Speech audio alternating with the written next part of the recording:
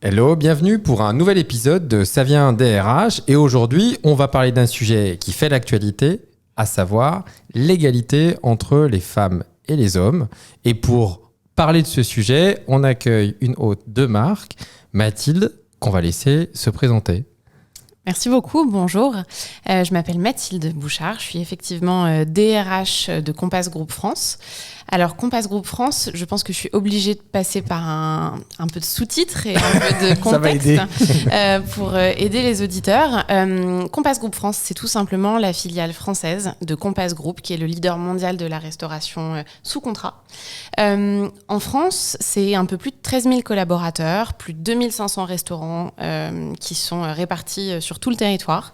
Et nos clients, typiquement, eh bien, c'est les hommes et les femmes de notre pays à tous les stades de leur vie, des enfants dans les crèches, dans les écoles maternelles, dans les écoles primaires, les étudiants, les actifs en entreprise, bien sûr, que l'on restaure, les actifs pas qu'en entreprise, ceux qui vont se balader en sport et loisirs, je pense à des lieux de restauration que nous opérons comme le Puy du Fou, l'Accor Arena, voilà, ce type d'établissement donc avec un caractère un peu événementiel. Et puis nos aînés dans les maisons de retraite, quand vous faites un petit tour à l'hôpital, éventuellement, je ne vous le souhaite pas, mais c'est possible que vous soyez restaurés par les équipes de Compass Group France. Voilà ce qu'on fait. Effectivement, ça méritait d'être souligné parce que très diversifié. Pas facile à dire quand on va vite. On va peut-être commencer directement dans le vif du sujet, donc sur cette thématique dont on parle beaucoup, peut-être parce que les attentes aussi générationnelles sont un peu différentes. Oui. Finalement, l'égalité entre les femmes et les hommes, pour vous, ça veut dire quoi ? Comment ça pourrait se définir ? Pour moi, c'est la question presque impossible, à part y faire une réponse bateau et après en parler. Bon, mais ça tombe bien, c'est pour ça qu'on est là, j'imagine. La réponse bateau, c'est l'égalité en droit et en fait, et en particulier dans le monde du travail. Enfin, on est plutôt là pour ça. L'égalité en droit et en fait, pour moi, c'est simplement se dire on accepte d'écrire des textes, des lois, des accords, des chartes qui mettent sur le papier des principes d'égalité. Donc ça, c'est le droit. Oui. Et on écrit le droit derrière lequel on peut se réfugier quand on a du doute, du conflit, la nécessité d'avoir un arbitrage. Et puis, en fait, c'est tout ça transcrit dans la vraie vie. Et on sait tous, quand on travaille dans les RH, que ce qui est écrit sur le papier, même s'il a un caractère de loi ou de droit, c'est pas souvent suffisant pour garantir cette égalité dans les faits. Et on a besoin de garde-fous, on a besoin d'ambassadeurs, de sponsors. Et c'est vrai que c'est souvent les RH qui jouent ce rôle-là. Bon, en tout cas, on est les premiers concernés par déjà le biais du recrutement. Forcément, ça rentre finalement un peu là, où on se rend compte qu'en effet, il y a des textes. Puis il y a aussi finalement tout ce qu'on apporte aussi en tant qu'humain dans une société, c'est-à-dire par son éducation, par l'éducation déjà dans notre famille, l'éducation aussi on va dire, publique.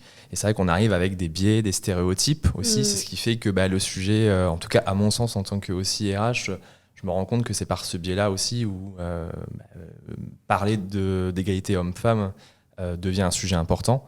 Et surtout quand on commence aussi à grandir en termes d'effectifs, je pense que ça devient le sujet, en tout cas à mon sens, parce que finalement il est aussi rejoint par la rémunération, les conditions de travail, le temps de travail aussi, je pense qu'on va en parler, mais ça regroupe tellement de choses que ça reste quand même un sujet finalement central. Et du coup, j'ai l'impression qu'on en parle plus, ou c'est parce que c'est peut-être plus... Non, t'es pas d'accord, Claire ? Genre, je te vois un peu grimer. On l'entend pas, mais on voit. Ouais, alors moi je trouve qu'on en parle plus, mais il y a aussi beaucoup de choses. On parlait des accords ou des textes de loi.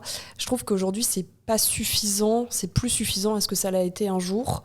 Donc on en parle davantage, donc on fait des chartes de la diversité, on fait des chartes pour l'égalité, mais concrètement j'ai un peu l'impression que c'est souvent pour cocher une case et que malheureusement derrière, si c'est pas suivi d'actions concrètes, les biais sont parfois tellement forts dans certaines populations que c'est compliqué de mettre en place concrètement. Et oui, tu fais référence à ta charte, mais en soi, ça reste un bout de papier.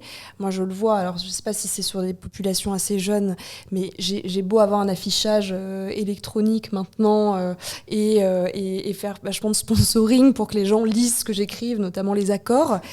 c'est compliqué. C'est compliqué. Je ne sais pas si c'est parce que le droit est complexe ou si c'est parce que les gens ont une relation à la lecture qui est un peu moins simple maintenant.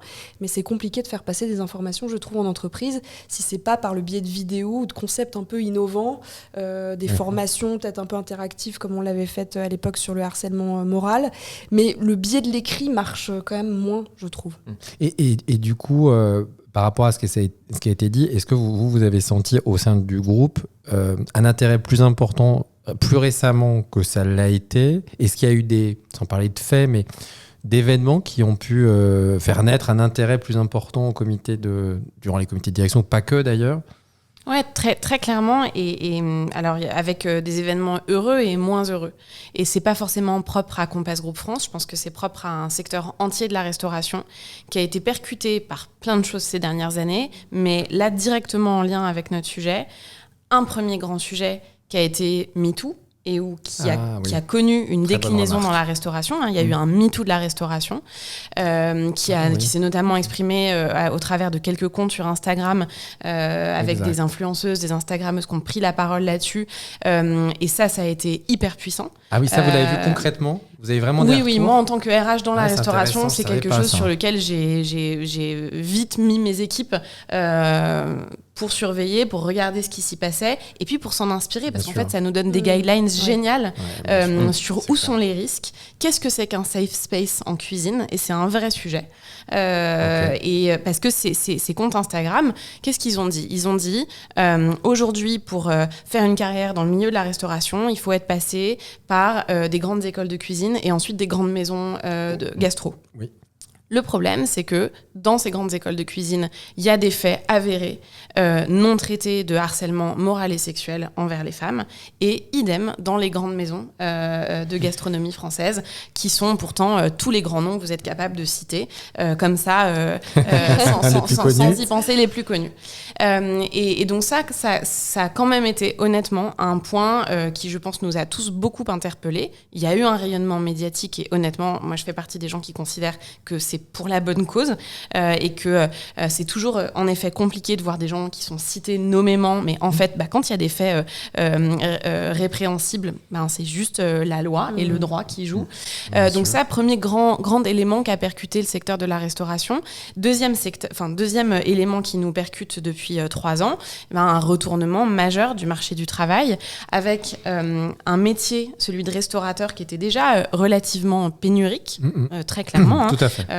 Même avant le Covid, vous entendiez rarement des restaurateurs dire nos soucis pour recruter, j'ai tous les candidats que je veux, je croule sous les CV. Voilà, les recruteurs ont toujours été des jobs un peu sinistrés dans la restauration, mais là depuis le Covid, bien sûr, c'est pire. 300 000 candidats qui ont quitté le secteur de la restauration depuis le Covid, donc une part vraiment considérable de notre vivier. Et donc, pour reprendre une métaphore que j'utilise un peu souvent en interne, en fait, il y a juste moins de poissons dans la mer. Et donc si en plus on continue d'y appliquer des biais de recrutement et notamment des biais de sexisme et de misogynie au recrutement, mais comment vous voulez qu'on arrive à pêcher le moindre poisson ?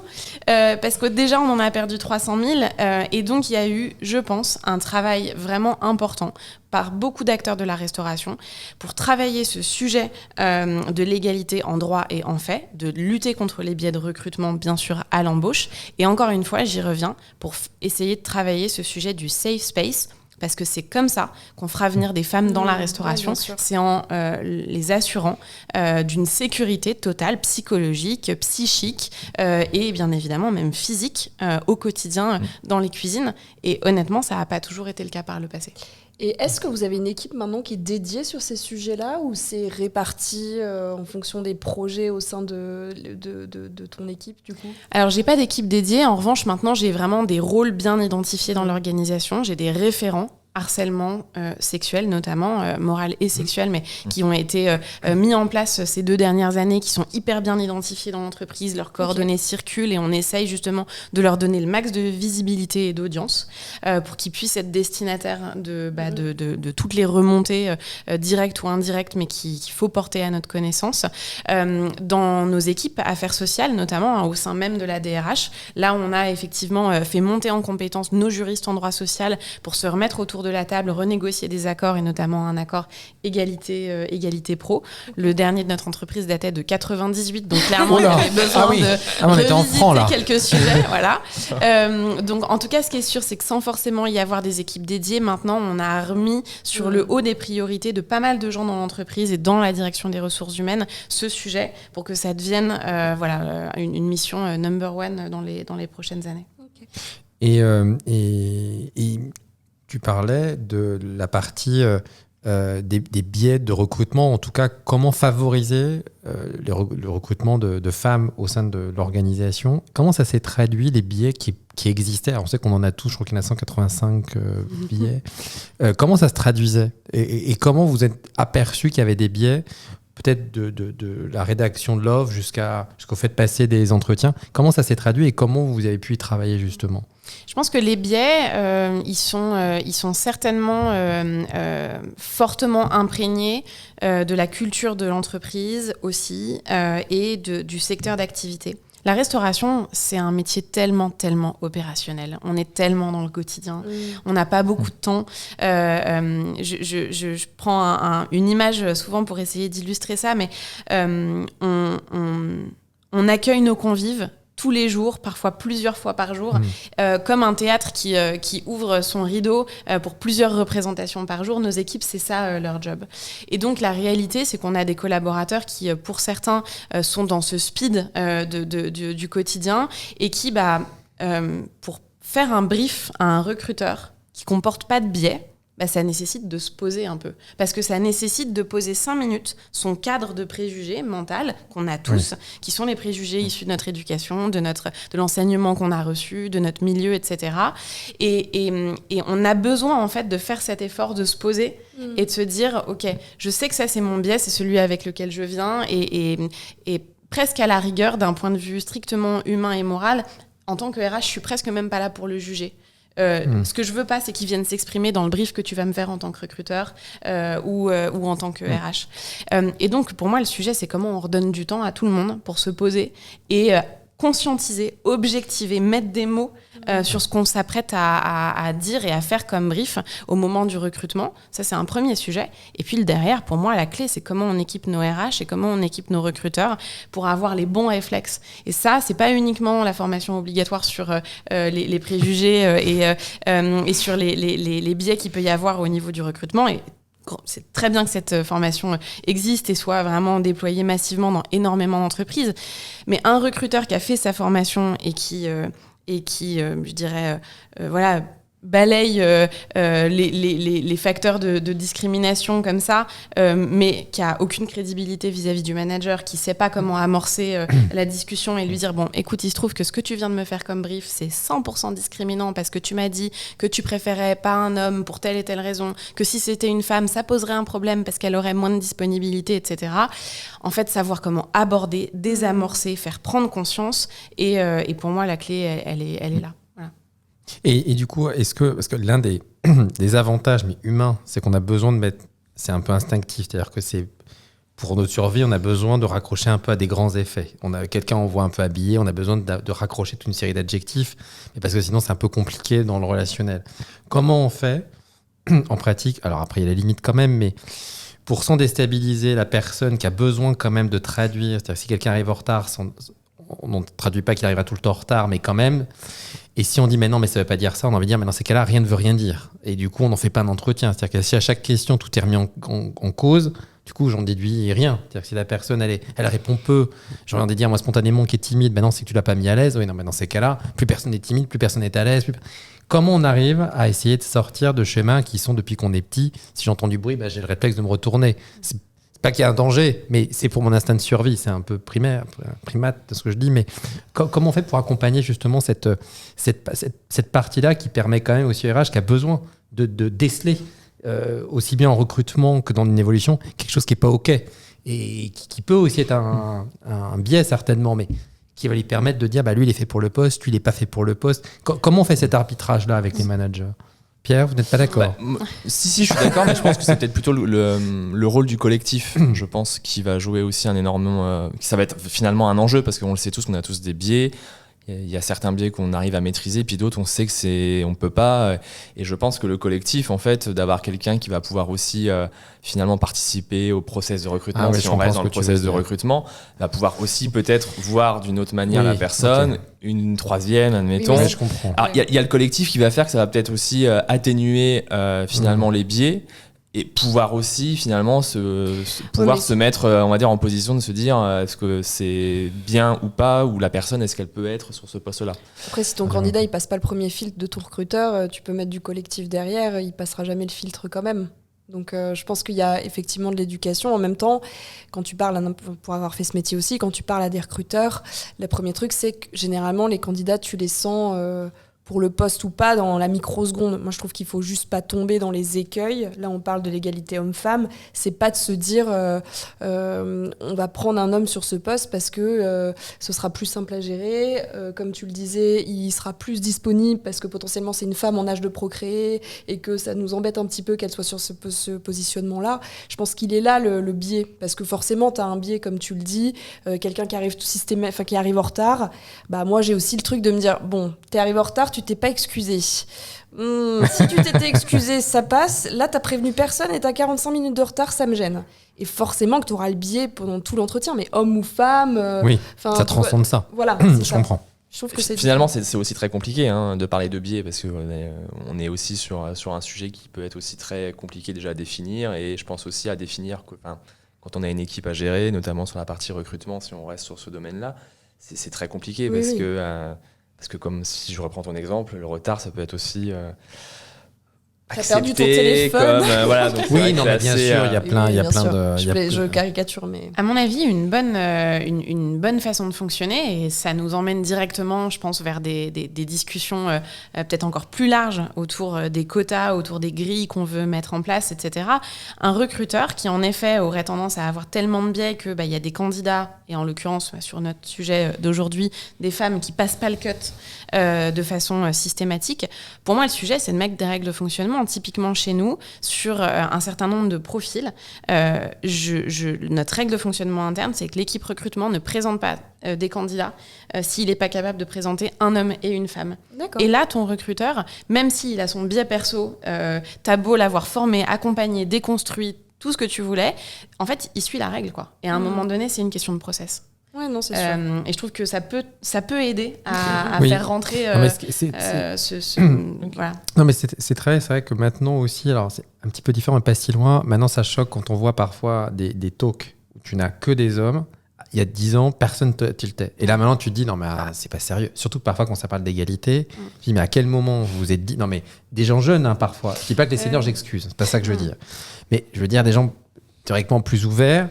Parfois, parler d'un talk égalité homme-femme. Le dernier, c'était très cocasse. Tu dis, vous n'avez pas trouvé une femme pour parler du sujet. Maintenant, c'est vrai que ça passe moins et c'est normal. Oui. Mais putain de temps, ça passait. Donc, c'est vrai que pour rebondir sur ça, pour dire un homme, une femme, là, l'idée, c'est pas un truc mécanique. C'est-à-dire que moi, je suis pas fan non plus de 10, 5, 5.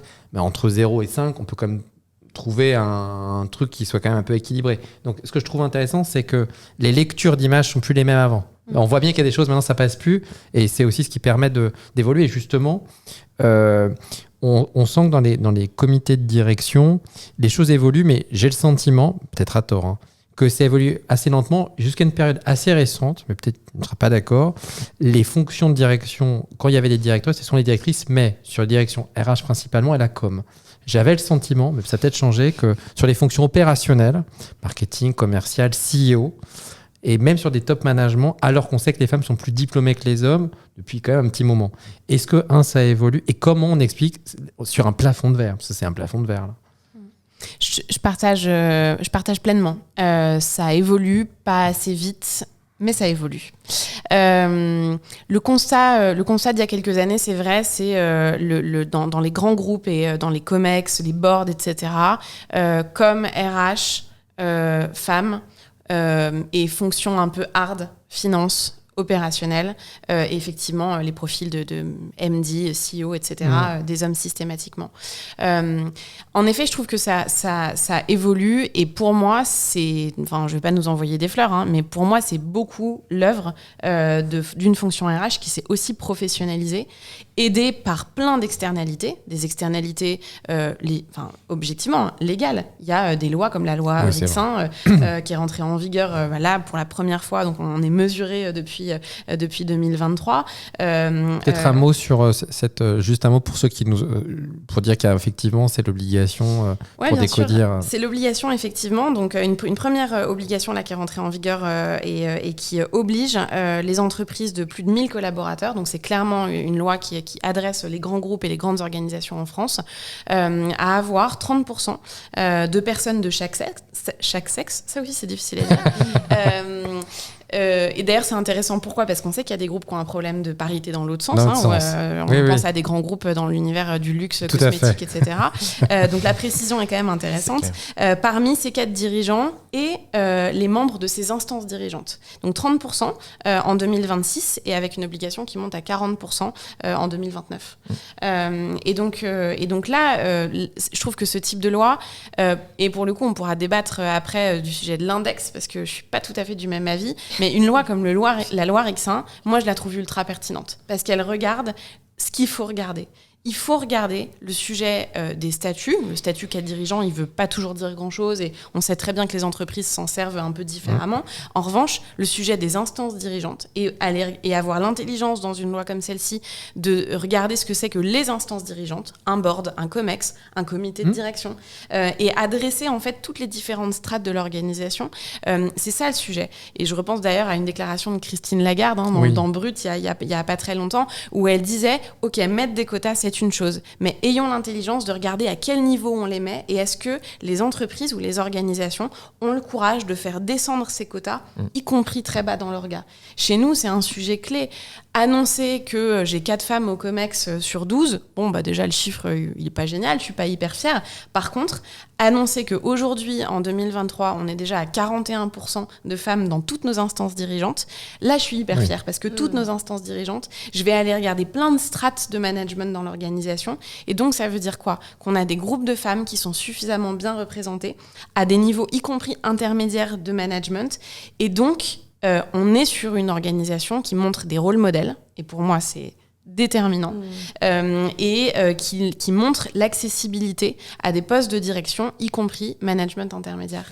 Et toi, tu le vois comme un cercle vertueux, c'est-à-dire que ça fait boule de neige, c'est-à-dire que plus tu vas mettre des femmes à des positions stratégiques de management notamment, et plus ça va faire des petits, et t'en auras de plus en plus. J'ai pas de doute. Je suis convaincue à titre personnel, une expérience vraiment vécue dans ma chair, entre guillemets, quand j'ai été nommée DRH du groupe il y a un peu plus de 2 ans.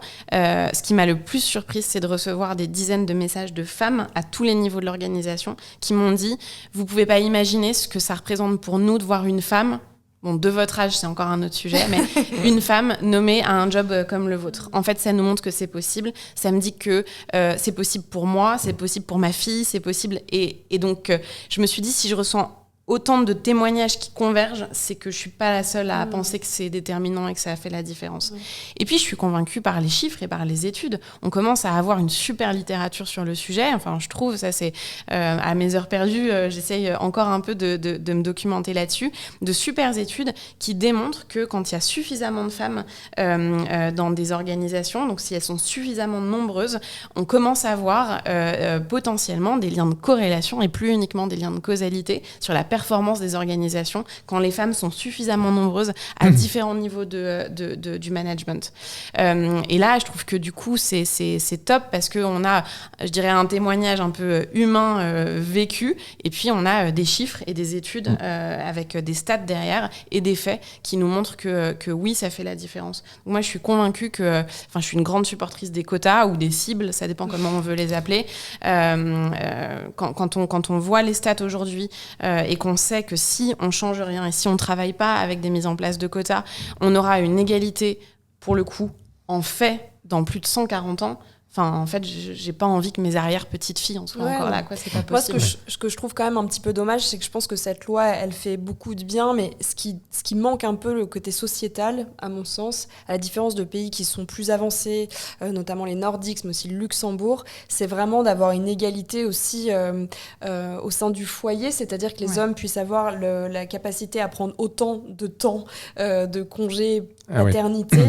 Et j'ai l'impression, à mon sens, que tant qu'on n'aura pas aussi fait ce pas-là, on ne donnera pas toutes les chances aux femmes de pouvoir vraiment prendre ces fonctions-là, puisque à poste égal, si on ne met pas de quota, et c'est très bien pour les entreprises de plus de 1000 salariés, mais ça manque un peu pour les entreprises plus petites, c'est que tant qu'on n'a pas fait ce pas-là, c'est compliqué d'avoir une totale égalité, parce que le biais, ça va être, t'es une femme en âge de procréer, t'as 30 ans, potentiellement tu vas faire des enfants et on aura un poste vacant pendant plusieurs mois qu'il va falloir occuper.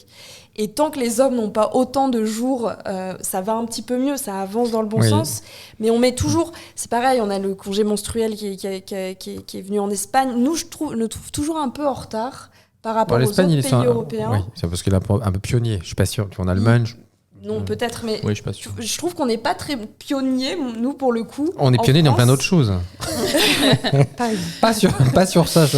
Mais après, est-ce qu'à contrario, parce que là, ça peut donner le sentiment, à juste titre, que sans quota, les choses évolueraient peu. Et du coup, j'ai envie d'être un peu grain de sable, dire pourquoi ça évolue pas, en fait. Le fond du sujet, c'est pour moi, il y a quand même un semi-échec. Il faut bien faire bouger les choses. Donc la loi est censée y remédier. Mais quand on impose quelque chose par une norme, c'est que ça ne va pas de soi.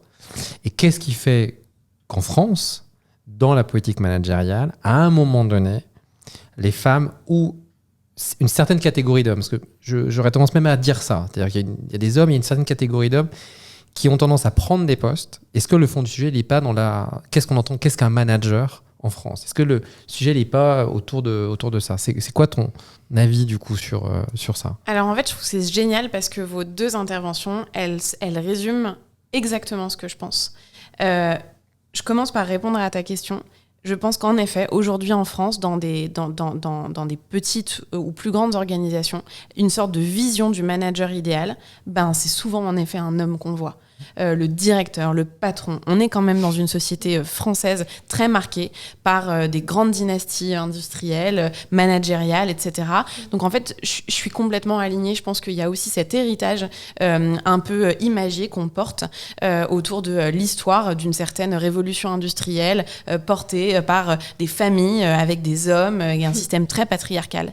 Et en fait, tout ça, pour moi, c'est sous-tendu par ce que tu venais de dire juste avant, qui est le sujet d'un retard phénoménal qu'on a accumulé de nos politiques publiques et notamment du soutien à la parentalité.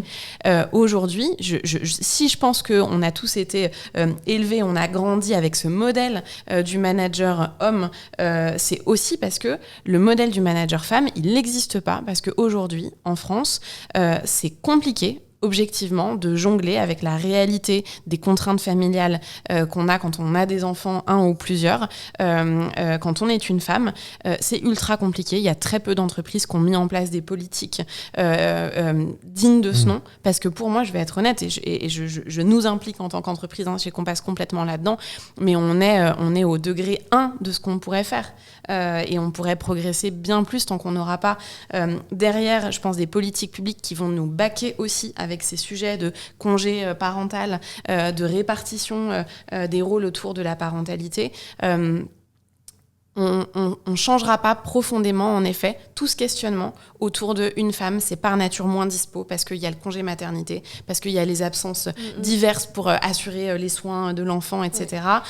Vous avez tous en tête, comme moi, les chiffres délirants, autour de la prise des rendez-vous pour les enfants par les parents sur Doctolib, avec voilà, des stats qui démontrent que c'est juste les femmes qui portent une énorme partie de ces responsabilités. Et donc ça vient tout simplement nourrir la vision, la partie émergée de l'iceberg en entreprise. Les chiffres du temps partiel, c'est fou aussi. Ça représente aussi bien que les femmes sont encore beaucoup trop dédiées par rapport aux hommes sur les questions oui. des enfants. Après, parce que du coup, là, on se posait la question de ça par rapport aux autres pays. Il y a quelques pays qui sont un peu plus en avance, mais en fait, quand tu regardes les chiffres, il y a certains aspects positifs et il y a des choses plus nuancées. Et par rapport à l'Allemagne, en réalité, c'est très difficile. L'Italie, franchement, pour connaître un peu, c'est catastrophique. L'Espagne, c'est pas beaucoup. Oui, tu as ces sujets-là, mais c'est sous-tendu. Donc, le Japon, c'est dramatique. Ouais. Les femmes carrément arrêtent de travailler. Donc, je veux dire, c'est pas. Aux États-Unis, je connais un peu moins, mais j'ai pas le sentiment que c'est fifou, puisqu'ils ont à peu près 2 semaines de vacances par an pour tout le monde. Sans compter que ça coûte super cher. Donc, en fait, le point, c'est la conciliation du modèle qui pose des problèmes un peu, on va pas faire de sociologie là, mais de natalité, parce qu'ils s'analysent beaucoup le cerveau là actuellement, mais il y a dans quelle mesure il était possible de concilier finalement des carrières et des modèles de responsabilité, et en même temps de pouvoir concilier des vies personnelles épanouissantes et des vies... Et pour l'instant, c'est pas complètement résolu. C'est-à-dire que personne n'est capable de dire, il n'y a pas un pays, alors si Monaco, mais parce que personne ne travaille vraiment là-bas, si on a des amis monégasques qui pourront peut-être nous répondre, mais globalement pour les autres, en fait, on s'aperçoit que concilier des vies de travail intenses, parce qu'il y a quand même beaucoup aussi de disponibilité, et en même temps avoir des enfants, et en même temps avoir des vies personnelles, on voit bien qu'à bout d'un moment, ça tire un peu. C'est ça qui est... Et après, c'est vrai qu'on a des modèles historiques, plus d'hommes, et souvent quand on parle d'ailleurs de l'homme et la femme la plus riche de France, je me fais toujours la réflexion, je dis, il y en a quand même une qui est une héritière, et l'autre qui a quand même créé une boîte, c'est pas tout à fait les mêmes références, donc c'est quand même un problème. Mais après, dans les politiques de management, moi je trouve qu'indépendamment des hommes cités, il y a quand même des traits de caractère du management. On a quand même en tête qu'un manager, y compris dans les films, ça doit être dur, ça doit être ferme, et c'est des traits, pour revenir au biais, qu'on impute plus facilement à des traits masculins qu'à des traits féminins. Et donc naturellement, d'ailleurs on a eu là, quand même, on a une première ministre, mais on voit que c'est quand même un peu sport, ça fait quand même longtemps, et pourtant on a un pays qui est quand même avancé sur ces parties-là, et on n'a quand même pas eu des milliards de premières ministres. On a eu des Cresson qui est pas resté très longtemps, et ouais, on espère, mais c'est pas gagné non plus. Elisabeth, bon courage.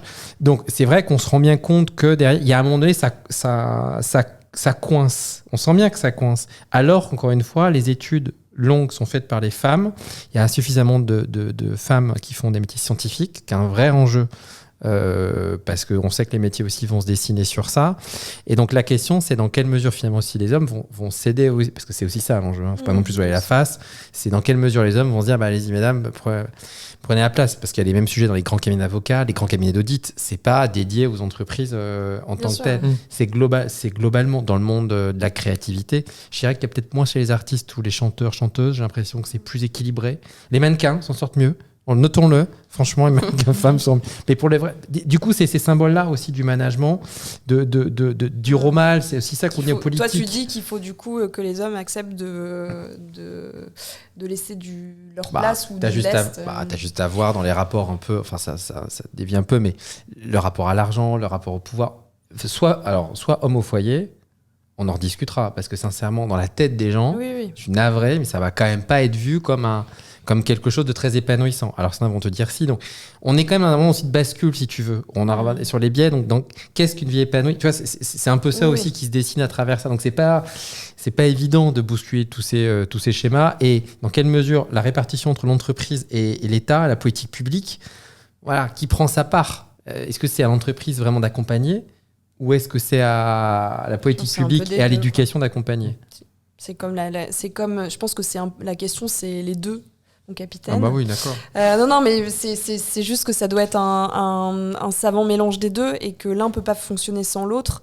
Moi, j'avais une ancienne country manager dans mon ancien job, que je salue si elle nous écoute, mais qui avait tendance à mettre en avant des profils de femmes au recrutement. Alors, on peut penser ce qu'on veut de la discrimination positive, et qui a été un grand enjeu quand même il y a quelques années, mais il n'empêche qu'en faisant ça, à compétences égales, de favoriser une femme, ça aide à changer les mentalités dans des structures et des entreprises qui parfois sont très masculinistes. Je sais pas si ça se dit, mais voilà. Ça se dit. Et donc c'est comme ça qu'on fera bouger les choses. Ça peut pas aller sans une vraie conviction sociétale qu'il faut faire bouger les choses. Toute la diversité d'ailleurs. Je t'arrête, je vais te couper. Femmes, couleurs, LGBT, enfin tout joue. Évidemment. Il ne s'agit pas de cocher les cases. Je suis pas un grand fan alors il y a pas tomber dans l'écueil, mais juste pour moi, c'est vrai que quand on a une palette de mêmes personnes, quand tu n'es pas là-dedans, tu dis ça veut dire que c'était pas possible. Pour revenir à ce que tu disais, dire l'image projetée, toi tu es là, donc ça doit être faisable. Je sais pas comment, mais ça doit être faisable. Mais si évidemment je vois les mêmes, je me dis c'est vrai que quand tu vas toujours les mêmes écoles et machin, tu te dis c'est quand même pas fait pour tout le monde. Donc il y a un côté blocage. On le voit en même temps, les écoles d'ingé où tu as de la grosse communication sur les femmes, et finalement on regarde les chiffres, il y en a, mais pas forcément ce qu'on voudrait. Et surtout à la sortie, généralement, des écoles d'ingé, on se retrouve quand même à réavoir en tout cas ce biais de genrer finalement des postes, parce que c'est une culture, alors peut-être pas française, mais en tout cas on arrive quand même à revenir sur des automatismes quand même. Moi, j'ai une question, c'est quoi le rôle d'un ambassadeur pour toi ? Est-ce que c'est un peu un garde-fou et quelqu'un qui va aller voir les gens en donnant la bonne parole ? Moi, c'est bête, mais à titre personnel, j'entends parfois des choses qui sont des biais très ancrés de elle sourit pas trop en ce moment au bureau. Est-ce que tu te fais permis de dire ça à un homme ? Et en fait, ce genre de biais-là, alors quel est le rôle de l'ambassadeur ? Est-ce que c'est on tape un peu sur les doigts quand on entend ce genre de choses ? Est-ce que c'est on va juste essayer d'en parler un maximum ou de monter des inspirational talks, c'est très à la mode sur ces sujets ? Enfin, c'est quoi du coup pour toi un rôle d'ambassadeur ? C'est probablement un mix de tout ça. D'ailleurs, c'est ce qu'on essaye de faire chez Compass. Honnêtement, moi je trouve qu'on a réussi à faire bouger les lignes en essayant de noyauter, pardon pour l'image, mais de noyauter à plusieurs niveaux de l'organisation, en effet, avec ces ambassadeurs qui vont au gré des situations, des conversations, celle du café, celle de la réunion, celle du recrutement, prêcher cette bonne parole. Okay. Aussi accepter de temps en temps de rien laisser passer. Moi, j'ai plusieurs collaboratrices qui ont vraiment endossé ce rôle en se disant « Je sais que je me fais pas des amis. » Et ça, de toute façon, on le sait, en RH, on ne vient pas pour se faire des potes. Hein. Pas que. C'est clair. Globalement, on a cette espèce de mythe où on aime tout le monde et on est potes avec tout le monde. Mais en fait, la réalité, c'est que c'est pas ça. Je me fais pas des amis parce que je laisse rien passer. Je laisse ni passer la petite blague sexiste au café, ni, en effet, le biais très fort dans le recrutement, ni le fait que pendant une talent review ou une people review, il y a des commentaires comme ceux-là qui sont faits en disant « Oui, c'est une collaboratrice. Non, mais c'est bien. Bon, si elle était un peu plus disponible, c'est sûr que là, je pourrais la projeter sur des rôles de manager. » Et là, une talent manager, une RH qui est dans cette conversation, son rôle pour moi, c'est garde-fou, c'est stop, on ne laisse pas passer. Est-ce que tu t'entends ? Est-ce que tu tolérerais que quelqu'un dise la même chose de ta fille, de ta sœur, de ta femme, de ta mère ? C'est un peu terrible d'en revenir là, mais pour moi, c'est du non négociable. On ne laisse pas passer ce genre de choses. Mais tu as complètement raison de souligner que ça, souvent, c'est dit, ouais, mais elles nous saoulent là avec leurs histoires, c'est bon, c'était une blague.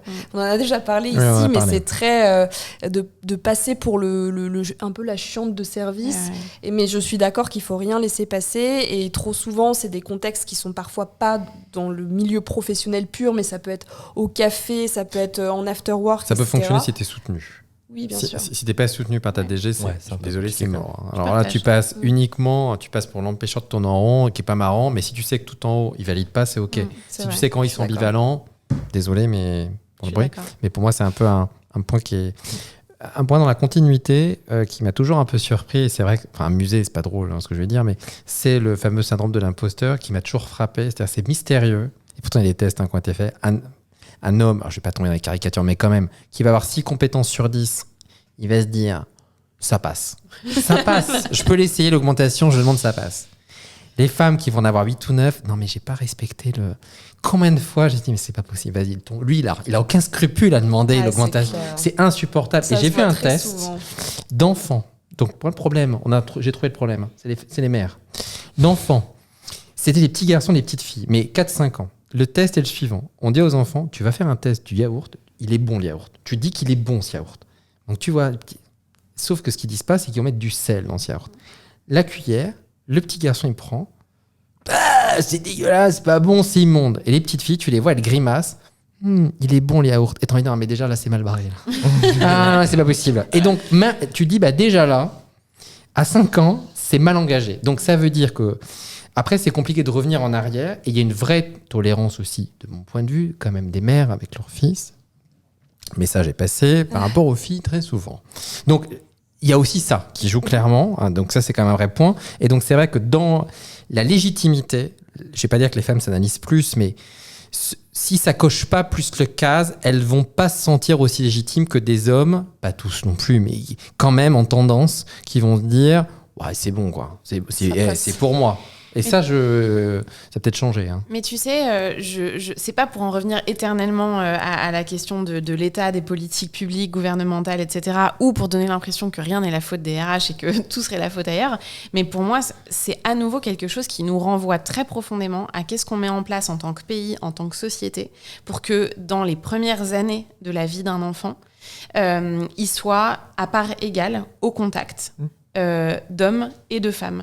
Et à dessein, je dis pas de un papa, une maman, parce que je n'y crois pas beaucoup non plus, mais en tout cas, à part égale, au contact d'hommes et de femmes, tant qu'on continuera à avoir des congés maternité assumés entièrement par les femmes, un congé paternité très court, des congés parentaux pris à plus de 85%, 90% par les femmes, on continuera d'avoir un nombre écrasant d'enfants qui sont élevés par des femmes et qui, pour élever leurs enfants, font un acte de renoncement professionnel.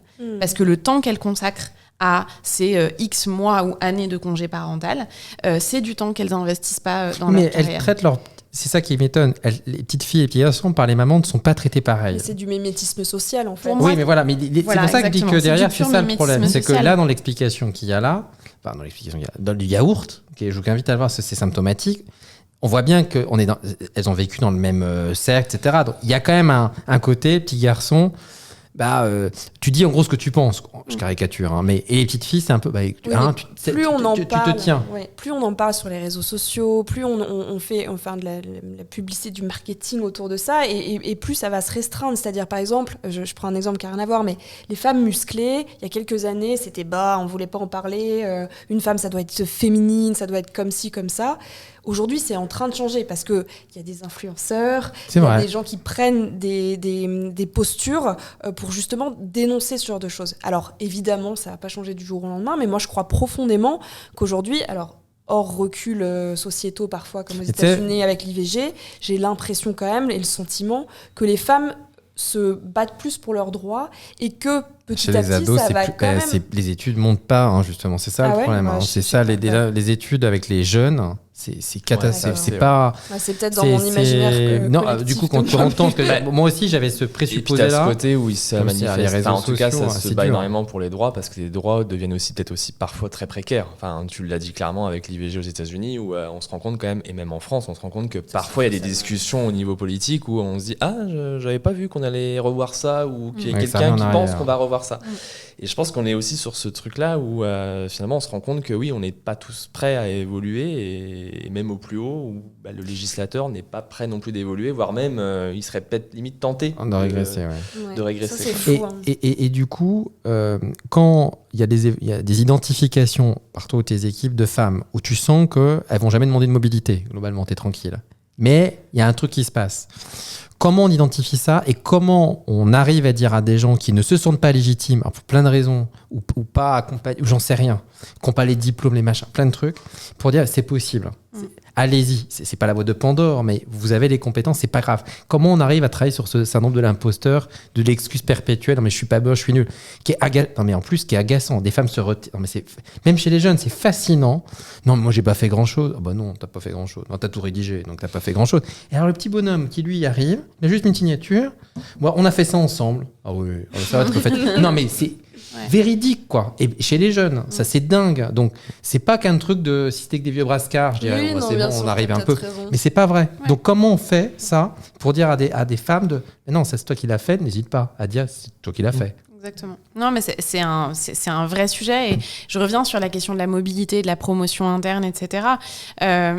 Enfin, moi, j'ai pas de grande théorie scientifique. J'ai que des exemples et des cas concrets. Et j'ai un cas, j'agis. J'ai un cas d'une collaboratrice. Il y a un poste qui va s'ouvrir. Le job, il est fait pour elle. Oui, elle est pas prête à 100%. Elle est peut-être prête à 80%. Et en effet, tu as 100% raison. Si je la laisse faire, elle va pas postuler. Parce qu'elle sait qu'elle est prête qu'à 80% et qu'en fait, il lui faudrait encore 12 mois, 18 mois, etc. En revanche, je sais que la minute où je vais poster l'offre, je vais avoir 6 ou 7 candidatures d'hommes qui sont probablement beaucoup moins près qu'elle et de moins bons candidats, mais qu'eux, ils vont pas se poser la question, quoi. Ils veulent faire savoir à la DRH qu'ils vont postuler, etc. Pour moi, il y a une situation vraiment... on est sur du pratico-pratique, mais c'est un peu de la guideline de RH. Pour moi, la guideline, c'est je décroche mon téléphone, je parle à cette collaboratrice et je lui dis, en fait, il va y avoir un job. Il est pour toi, ce job.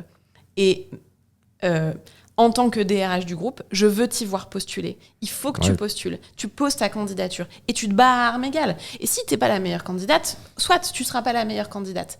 Mais en te disant ça, je t'autorise à te libérer de ces biais et de ce sentiment de en fait, de toute façon, je suis pas assez bien, pas assez ceci, trop cela. J'arriverai pas. Je t'empower en te passant ce coup de fil, en se passant ce message. Oui, complètement, bien sûr. Et ça fait la différence. Il faut super bien connaître ses équipes, par contre, parce qu'effectivement, pour savoir identifier qui est où dans l'organisation. Même chez les managers, parce que là, dans les RH, encore, oui. mais c'est vrai que chez les managers, où c'est un peu plus, où tu as des barrières de manager, c'est moins. Mais c'est vrai que ça passe, je sais pas si c'est de la formation ou des séances. Alors, de méditation, parce que c'est un peu ridicule, mais après, les exemples, c'est sûr, fonctionnent forcément très bien. Après, le mieux, c'est quand des gens disent moi, j'étais pas prête, etc. Puis 2 ans plus tard, en fait, si, à refaire, je l'aurais fait peut-être avant. Je pense que le témoignage, qui est d'ailleurs insuffisamment mis en avant, je me permets un petit message aux RH qui nous écoutent. Les retours d'expérience, je trouve que c'est pas suffisamment valorisé de gens qui ont eu des trajectoires et qui pourraient être... parce qu'on se projette plus dans quelqu'un qui nous ressemble en soi. Donc ça peut être...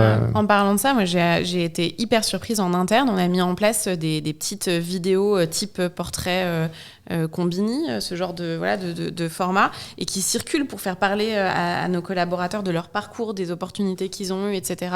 On a eu un super accueil. Donc je partage complètement le retour d'expérience, le témoignage, à nouveau, le rôle modèle. Je peux me projeter, alors même qu'on ne se ressemble pas le même genre, pas la même origine, pas le même background. Ah oui, en fait, mais par contre, ok, ça m'intéresse et je m'y autorise. Indispensable. C'est clair. Pour moi, ça paraît vraiment très intéressant et très important, le rôle modèle en entreprise, et sur quel que soit le sujet, finalement, parce que là, on est sur l'égalité homme-femme, mais je pense que ça, c'est vraiment important, parce que ça peut aussi aider à déconstruire les stéréotypes qui sont présents, et aussi d'encourager les personnes qui vont vouloir peut-être suivre le même chemin, de dire fais attention. Si je prends l'exemple d'une femme, on le sait tous, malheureusement, quand une femme arrive sur un poste de direction, on va lui demander un peu plus que ce que l'homme aurait peut-être dû faire, et elle va avoir cette pression supplémentaire, et finalement c'est ce qui fait aussi qu'il y a peut-être aussi un peu moins de femmes qui veulent ou qui sont tentées de postuler sur des postes de direction. Donc je pense que le rôle modèle va pouvoir en tout cas accompagner sur ces deux traits importants, qui fait que le syndrome de l'imposture en tout cas va pouvoir aussi s'estomper. Enfin en tout cas c'est ce que moi je ressens. Des accords collectifs, on en parlait un peu en démarrage, qui ont été signés. Alors les accords collectifs, tu vois, les trucs où on est très bon, c'est les accords collectifs en France. Un jour, un accord. Une boîte, un accord, surtout. Une boîte, un accord. C'est plutôt ça maintenant. C'est bien la peine de faire des accords. C'est une horreur. Donc, maintenant. On se gargarise de beaucoup d'accords collectifs. Non, mais c'est très bien en termes de partenariats sociaux. D'ailleurs, on n'en a pas parlé, mais y compris, on parle des CODIR, mais sauf récemment maintenant dans les organisations syndicales, mais jusqu'à une période encore récente, c'est pas les femmes qui étaient... Enfin, je crois que c'était Nicole Notat, mais il fallait quand même remonter il y a un petit moment. Mais c'est vrai que globalement, elles étaient quand même un peu en retrait. Ça change, mais quand même, c'est aussi une nouvelle génération. Du coup, les accords collectifs, il y en a eu beaucoup, il y en a nombreux, égalité homme-femme.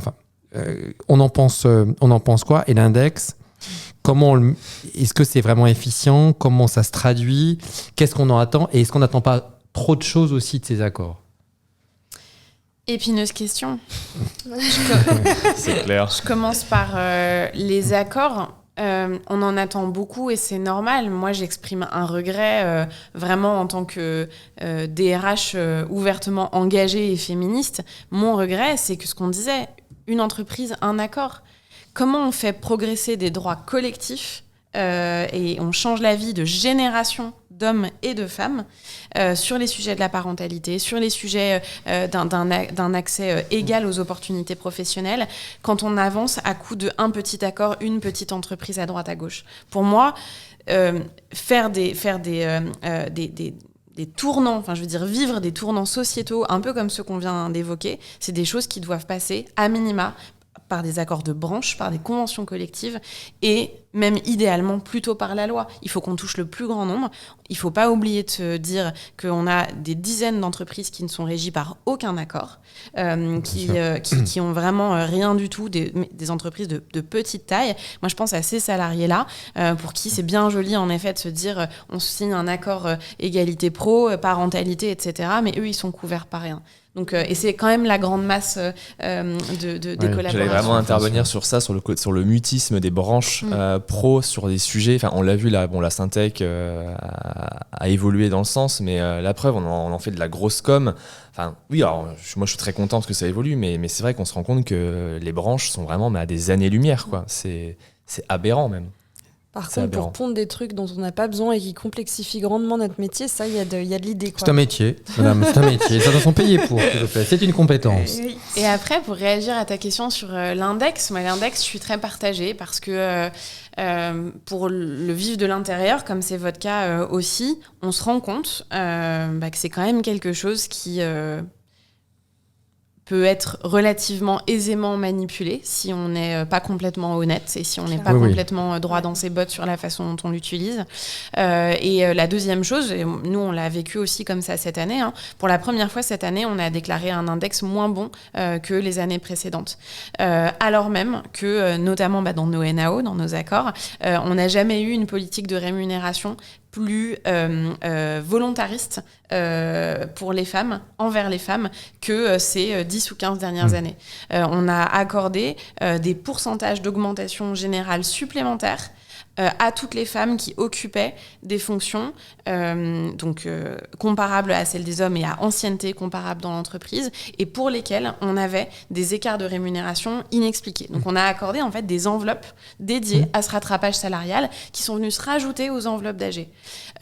Plus tout un tas d'autres mesures, mais donc alors même qu'on n'a jamais été aussi actif, on a perdu en index. Ce qui montre pour moi que c'est tous les défauts de ces systèmes, c'est que on vient mesurer des choses et on vient rentrer des chiffres dans un tableau Excel qu'on peut bidouiller un peu dans tous les sens. Et donc moi je pense que ça pose un problème de confiance pour les collaborateurs, ça pose un problème de confiance dans les politiques publiques et surtout ça fait pas changer les choses dans la vraie vie et ça me pose un problème. Non, c'est bien sûr. On le voit, en tout cas on a des index là où je crois que la communication sur 2023 est sortie, on a plus de 87 je crois, ou 9% 89 sur 100 qui des entreprises ont vraiment bien leurs index sont plutôt bons et à contrario on a quand même encore des inégalités salariales à hauteur de 24%, donc bon, on te dit qu'ils sont bons les accords. C'est ça, c'est un peu bizarre. Et puis surtout, c'est que l'index, c'est manipulable. Et puis surtout, on regarde pas où finalement le bas blesse. On parle du temps de travail.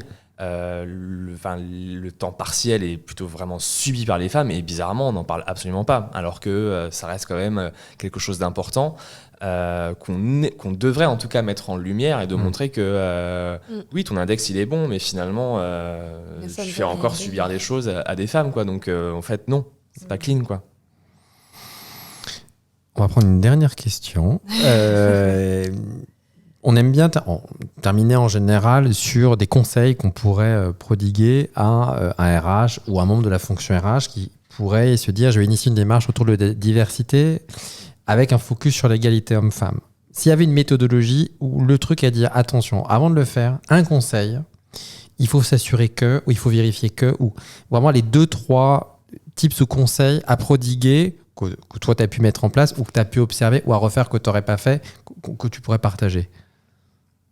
Assure-toi d'avoir des alliés autour de toi et surtout au-dessus de toi. Tu l'as un peu dit tout à l'heure, mettre en place une politique égalité pro-parentalité, diversité, ce qu'on veut, le faire sans avoir le soutien d'un comité de direction, mais surtout d'un dirigeant, c'est vain.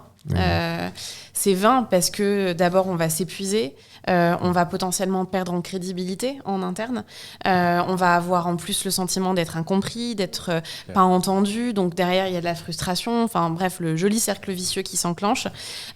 Donc avant de se lancer, l'engagement est évidemment plus que honorable et enfin voilà, heureusement qu'on a des RH engagés qui se posent ces questions et qui disent ok, comment je prends le sujet à bras le corps demain, mais avant de s'engager, bien vérifier qu'on a des alliés et qu'on peut avoir des stratégies d'alliance et de collaboration avec les autres membres du CODIR, du COMEX, du board et surtout avec le dirigeant ou la dirigeante de l'entreprise, parce que comme tu le disais tout à l'heure, si on back pas un certain nombre de décisions qui seront des décisions dures à prendre, mettre en place des cibles, des quotas, c'est dur, que ce soit au recrutement, que ce soit au cours de la formation, que ce soit au cours de la promotion interne et de la mobilité, mais aussi que ce soit sur le sujet du sexisme ordinaire, de comment on met en place des groupes de travail sur est-ce qu'on est une entreprise qui est un safe space pour tout le monde, est-ce qu'on est une entreprise où on valorise les femmes sur le plan de la rémunération, sur le plan de la visibilité, etc.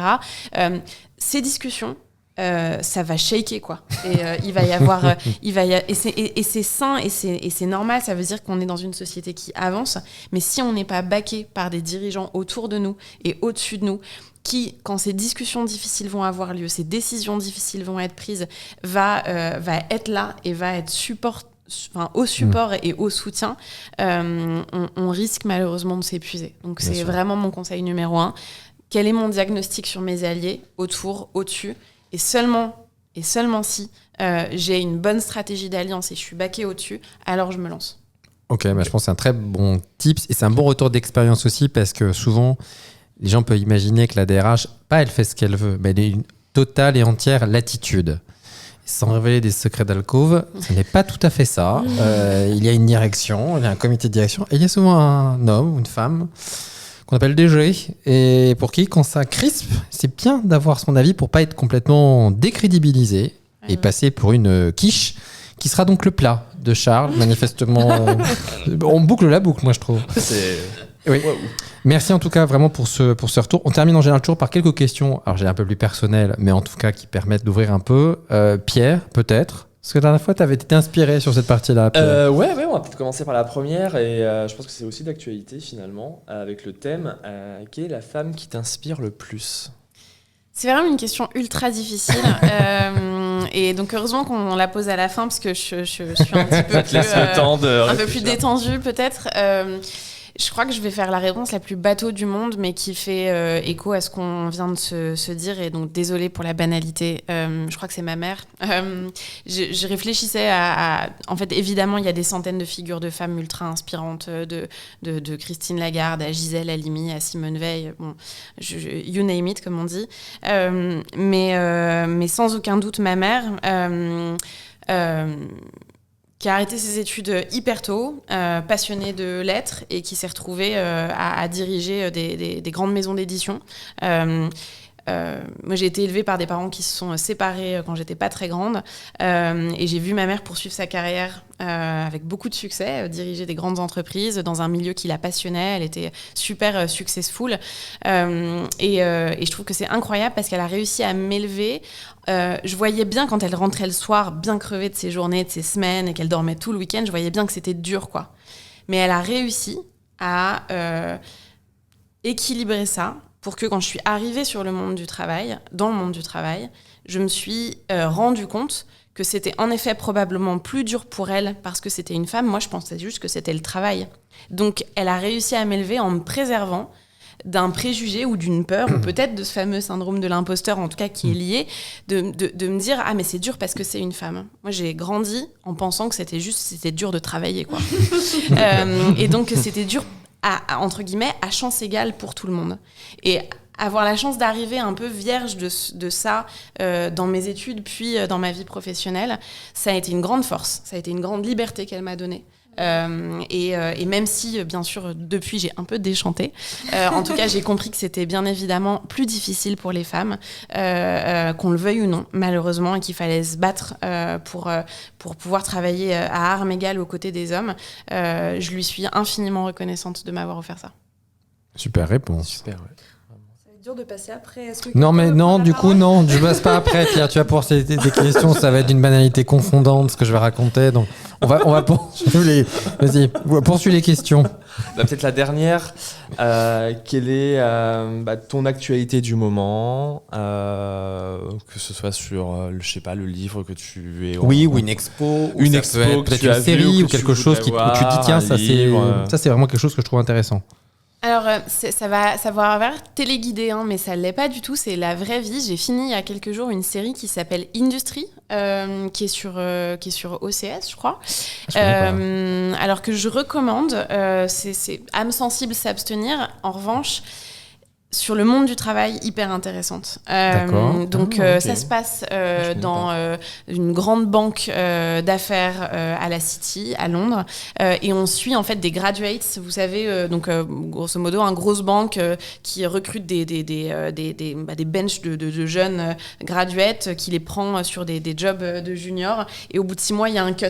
Voilà. Et donc on suit les jeunes qui sont recrutés pendant ces 6 premiers mois et comment ils sont intégrés dans leurs équipes. Donc ils sont sur des gros desks de traders et tout. Non mais hyper intéressant parce qu'au-delà de l'histoire, on voit quand même, et la série le montre et le questionne, et ça, je trouve que c'est passionnant, justement la question générationnelle. Et donc il y a ces jeunes qui arrivent dans un milieu du travail hyper masculin, évidemment finance, etc., finance d'affaires, trader. Donc, et notamment avec des jeunes femmes, se pose bien sûr la question de la discrimination, du sexisme, du harcèlement moral, du harcèlement sexuel. Et notamment dans la 2e saison, je fais du teasing. Attention, on va pas spoiler. Il y a une des jeunes femmes qui est recrutée, et c'est la première, et je trouve ça... On voit d'ailleurs dans le timing de tournage des saisons, je pense que tout ça, ils ont commencé bien avant MeToo, etc. Une des dernières qu'on suit, c'est une de celles qu'on a un peu décrites, c'est celle qui laisse rien passer et qui questionne tout. Pourquoi tu me parles comme ça ? Pourquoi c'est à moi d'apporter le déjeuner pour tout le desk ? Pourquoi c'est systématiquement à une femme qu'on demande ça ? Et en fait, cette série, elle m'a déprimée par bien des aspects, vous verrez si vous vous lancez dedans, mais elle m'a aussi redonné vachement d'espoir parce que je me dis, non mais si, on va y arriver, en fait, il y a cette génération qui arrive, quoi. Je connaissais pas du tout. C'est vrai qu'elle ça donne envie. Franchement, on a envie de la. J'avais pas de Succession. Une série qui est très bien, certainement aussi. Non, je l'ai pas vu. Diplomate, on m'a dit qu'elle était très bien aussi sur Netflix. Je les ai pas vus, mais j'ai vu les pitchs. Voilà, bon, c'était pertinent comme moi, Julien. Formidable. Non, c'était intelligent. On va finir là-dessus. Je pense. Merci beaucoup, c'est un épisode très riche, beaucoup de retours d'expérience qui va parler sans nul doute à beaucoup. J'espère que ça vous aura inspiré en tout cas des choses à mettre en place dans vos propres entreprises. Exactement. Ce serait une belle réussite déjà. Et puis merci du coup d'avoir pris le temps et on se retrouve bientôt pour un nouvel épisode. À bientôt. Au revoir.